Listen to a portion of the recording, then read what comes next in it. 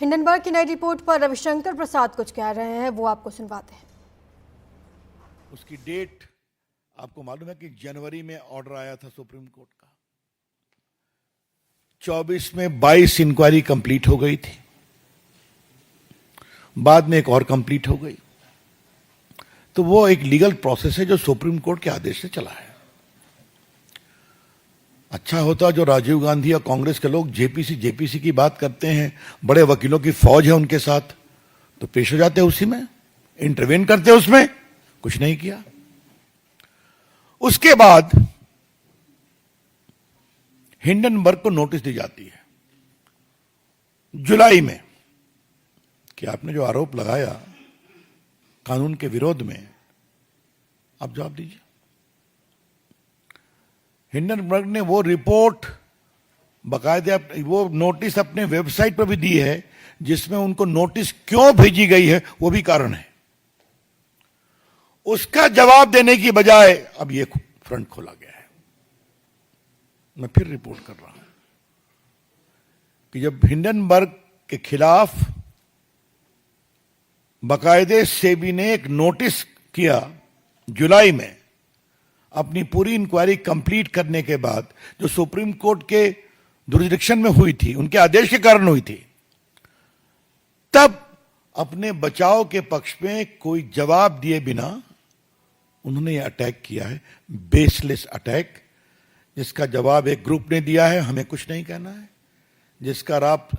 जिसका जवाब सेबी के चेयरपर्सन ने दिया, उनके परिवार ने दिया, हमें कुछ नहीं कहना है। जिसका जवाब सेबी ने भी दिया है। लेकिन कुछ बातें आज हम उठाना चाहते हैं।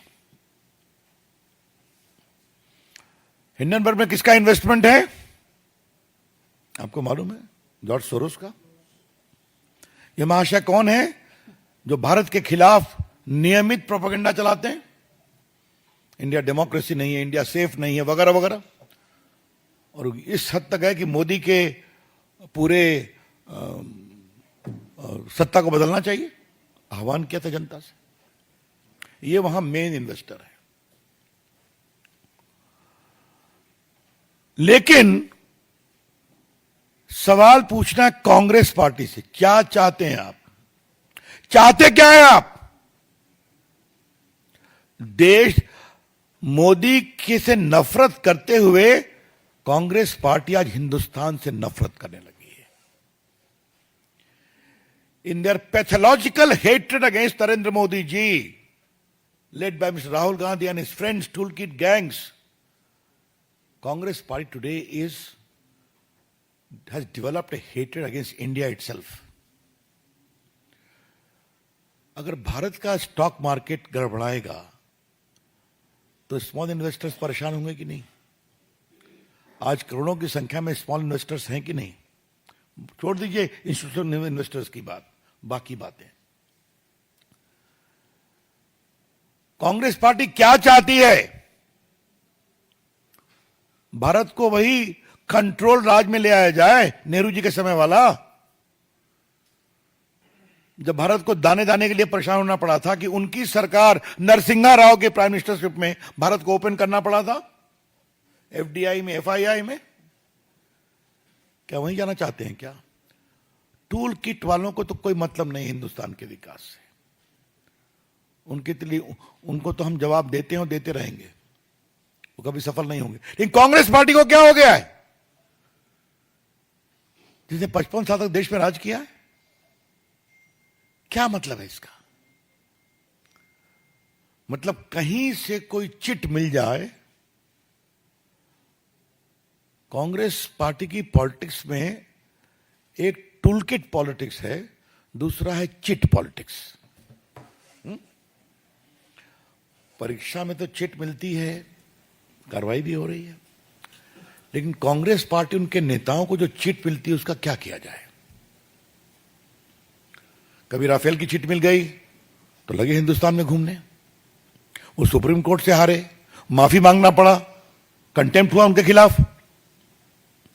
फिर एक दूसरी चिट मिल गई, हिंडनबर्ग की पहली रिपोर्ट, वो चिट मिल गई।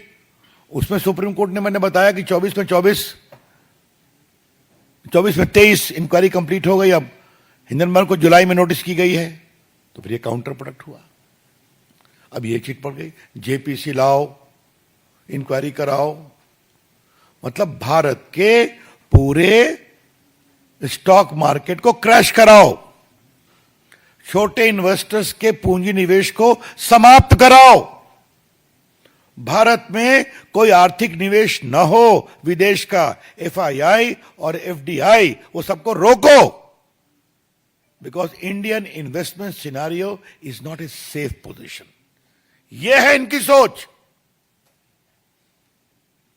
मैं कांग्रेस के पुराने नेताओं से कहूंगा, जिन्होंने भारत को खोलने में काम किया था, इकोनॉमी को, कि कब तक आप खामोश रहेंगे? हा? जब चमन उजड़ जाएगा। लेकिन चमन उजड़ेगा नहीं। मुझे बहुत गर्व है कि आज भी भारत का स्टॉक मार्केट स्टेबल है। आज भी। पिछली बार तो जब ये हुआ तो 2 दिन में रिकवर कर गया, और सुप्रीम कोर्ट की इंक्वायरी आई तो और रिकवर कर गया।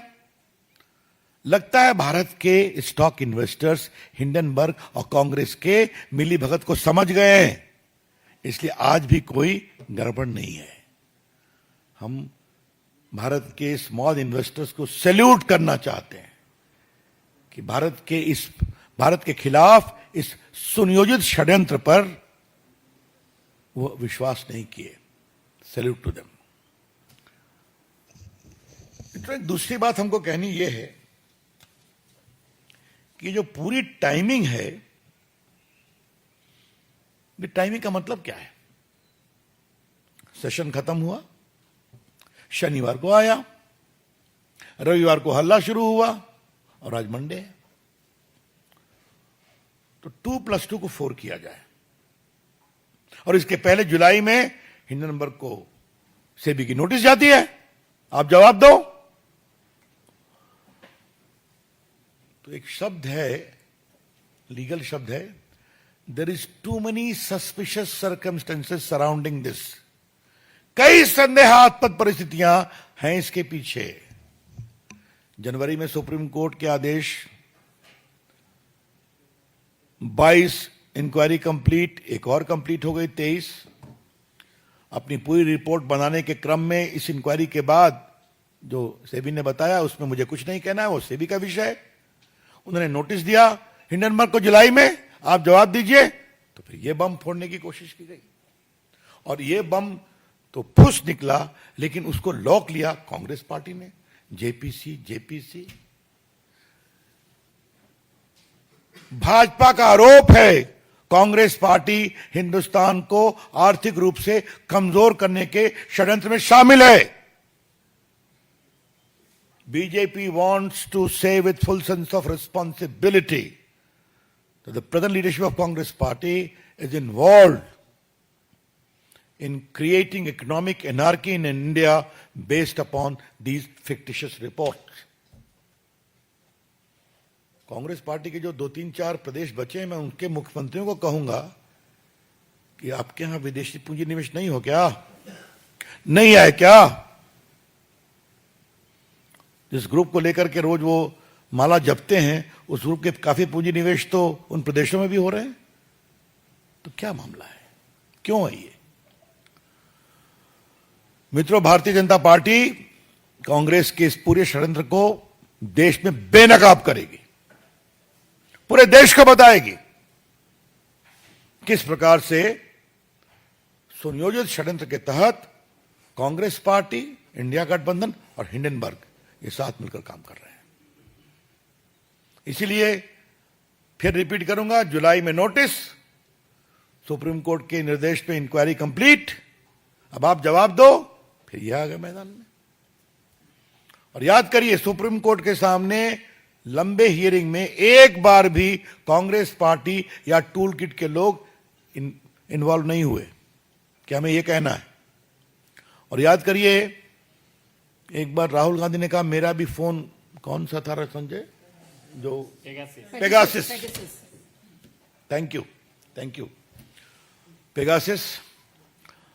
अब सुप्रीम कोर्ट इंक्वायरी चली तो हमें लगा राहुल गांधी कम से कम अपना फोन तो दे देंगे।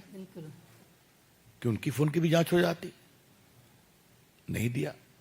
अब क्यों नहीं दिया, उस फोन में क्या था, क्या निकलता, कैसे निकलता, छोड़ दीजिए। तो आप खाली आरोप लगाएंगे और भाग जाएंगे, और इंक्वायरी आएगी तो उसमें जाएंगे नहीं। ये टोटल है। तो मित्रों, हम देश को आश्वस्त करना चाहते हैं कि भारत नरेंद्र मोदी की अगुवाई में तीसरी इकोनॉमी को बनना है तो बनेगा। मनमोहन सिंह की सरकार ने फ्रेजाइल इकोनॉमी छोड़ा था, 11th या 12th पर थे, 5वीं पर ले आए। भारत में पूंजी निवेश होता था। मैं आज आपको बताऊं, 2012-13 में मैं न्यूयॉर्क में गया था एक एड्रेस करने के लिए। तो पूंजी निवेशक मुझसे मिलने आए, मैं बीजेपी का उसमें मुख्य प्रवक्ता था। क्या हम लोग भारत से अपनी संपत्ति वापस लगा लें क्या? मुझे कहा कि प्लीज हैव पेशेंस। तो ये करना चाहते हैं ये लोग। तो इसलिए हम, और एक अंत में सवाल पूछना है, और ये सवाल बहुत इंपॉर्टेंट है पूछना। मनमोहन सिंह के 10 साल के शासन में तो खूब स्कैम हुए थे। 2G स्कैम, कोयला स्कैम, कॉमनवेल्थ स्कैम, अंतरिक्ष देवा स्कैम, उसमें पूंजी निवेशक विदेश के थे। Agusta Westland. उस समय ऐसी रिपोर्ट क्यों नहीं आती थी? मैं फिर रिपोर्ट करूंगा। उस 10 साल के शासन में इतना अधिक घोटाले, घपले, स्कैम हुए, जिसमें कई विदेशी इन्वेस्टर्स भी इन्वॉल्व थे, उनका पैसा इन्वॉल्व था। उस समय से रिपोर्ट क्यों नहीं आती थी? यही दिखाता है टूल किट क्या है, कांग्रेस पार्टी का षड्यंत्र क्या है, और भारत को कमजोर करने की मंशा क्या है। इसे हम सफल नहीं होने देंगे, ये हम कहना चाहते हैं।